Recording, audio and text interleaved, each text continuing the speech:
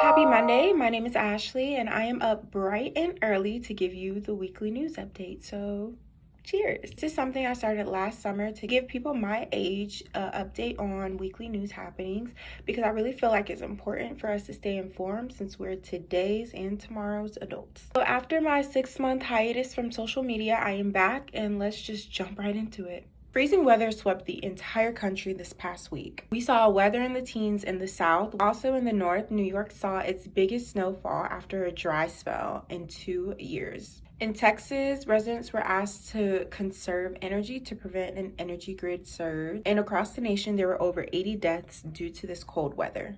So weather change is not something that's unexpected, nothing new. This is all due to global warming. And another discovery this week actually points to global warming as a cause of global weather change. So researchers recently found that Greenland's ice sheet has shrunk exponentially more than previously estimated due to global warming. What does this mean exactly? So a study estimated that Greenland lost about 221 billion tons of ice every year. However, new estimates bring that number up to about 264 billion tons. So this surplus water will likely bring climate change across the UK, Western Europe, parts of North America, and Western Africa. So scientists are looking at these findings from different perspectives. Some scientists are applauding the technology used behind these findings. Some are rushing to propose policy to potentially slow this ice melt. And some are using these estimates to further estimate how much greenhouse gases are actually being trapped within Earth's atmosphere. Possibly my favorite happening from the past week, Milan Fashion Week. This past week, Milan had its men's fall/winter 2024 fashion week. Gucci, Fendi, Prada, saw all these looks on the runway. Personally, I love fashion, but I do feel like runway shows can be a hit or miss sometimes. But I really do feel like the looks from what I saw were practical and everyday wear, maybe not an everyday cost, but the looks didn't look like something I wouldn't see in high fashion on the street, which is really refreshing. Actually, be on the lookout for another video of me going further into Fashion Week because I gotta circle back to this one. There were lots of happenings regarding the presidential race in this past week. Let's start. So first, Trump won the Iowa Republican caucus.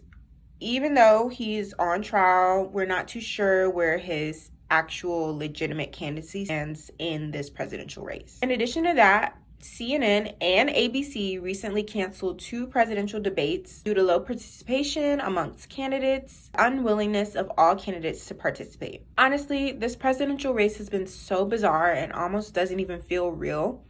It almost doesn't even feel like this is election year. Like we're voting this year. The Republican candidates have been dropping like flies recently, with DeSantis being the most latest and leaving Trump and Haley as runners for the Republican presidential candidacy. For my last story, the Emmys were last week. Even though we've been seeing a lot of Emmy winnings on social media, the Emmys actually had their lowest viewership ever.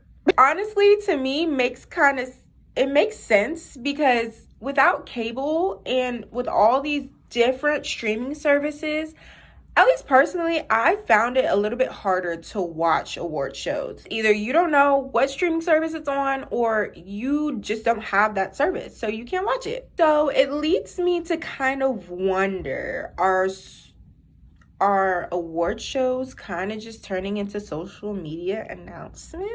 Which is kind of like icky. It's bittersweet for those of us who have some of our childhood memories sealed in award shows like Lady Gaga's iconic Meet show on the VMAs or watching your favorite celebrity get slimed on Nickelodeon. Hopefully we see a award show revolution because I, for one, still would love to tune into these shows, and I would actually love to hear some of your favorite award show memories. Happy Monday, and I'll catch y'all next week for another news update.